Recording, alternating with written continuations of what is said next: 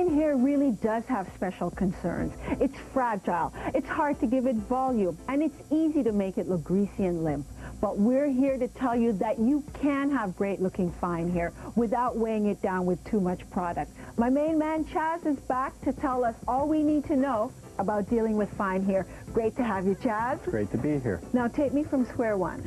Okay, our viewer model Jen has a perfect example of fine hair. So what she needs to do is shampoo her hair when she needs to shampoo her hair. In other words, when it's dirty or when it's too flat. Okay?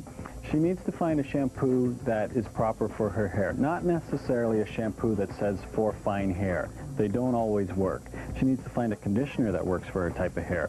My best guess is nothing that's too heavy and no leave-in conditioners for her hair. Now, take me to blow dry. Well, when she gets out of the shower, she needs to towel dry her hair with a towel and then re-towel dry with another dry towel, and that's important. It takes out more moisture. Okay? Then she needs to tip her head upside down, grab a blow dryer, and blow her hair from roots to ends. Very important to do roots to ends. You need to get the roots dry in order for the hair to be full. Now we're on to the styling products. Well, it's a wonderful time for styling products for fine hair. We've kind of bypassed all the old-fashioned mousses and the gels. Things are much more contemporary now with finer, lighter products. There's a lot of thickening sprays and volumizing tonics, and they're wonderful for fine hair. What do they do? Well, they swell the hair, or they coat the hair shaft, and that just gives the hair more plumpness to it, and that's what you want. How much product do you use? Because I'm sure fine-haired people are afraid of overusing product. Well, fine-haired people sometimes have a lot of it, so they need to establish that.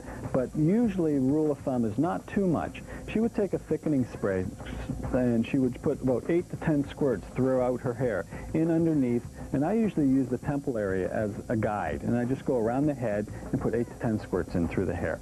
Okay, after she's done that, she needs to take, and there's a large assortment of round brushes out now. She could use round brushes or Velcro rollers, and she needs to smoothen out the hair. You want to smoothen out the hair, but not flatten out the hair, and that's an important thing.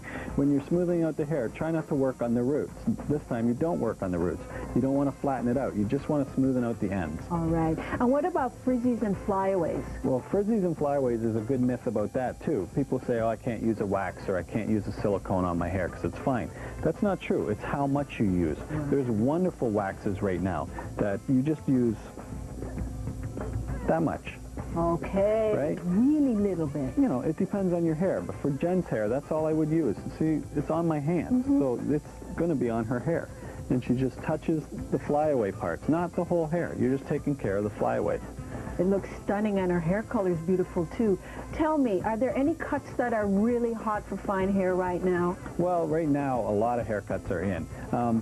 It's nice because hair doesn't have to be as voluptuously huge anymore either. A lot of the flatter and sleeker bobs are happening, and that's great for fine hair, too. She need a little bit of graduation in it, too. Not too blunt, but a little bit. Well, thank you, Chazz, for those very useful tips. And now, I hope you have enough information on how to make your fine hair look full and fabulous.